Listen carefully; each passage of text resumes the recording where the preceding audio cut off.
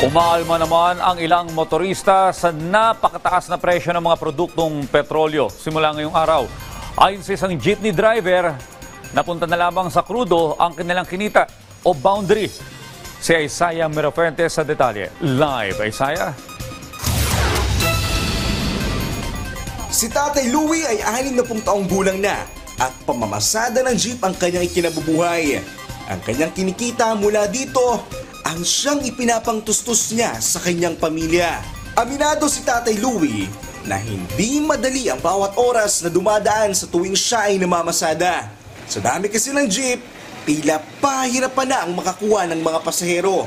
Kaya malaking pabigat para sa mga katulad ni Tatay Louie ang malakihang dagdag presyo ng petrolyo ngayong araw.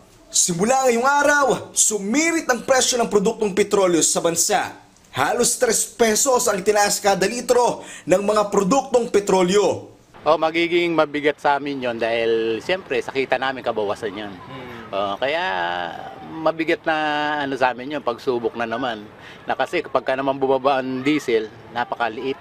Imbes na malaki sana ang may uwi ni Tatay Louie para panlaban ng tiyan ng kanyang pamilya, napunta pa sa krudo ang sana'y kita na niya.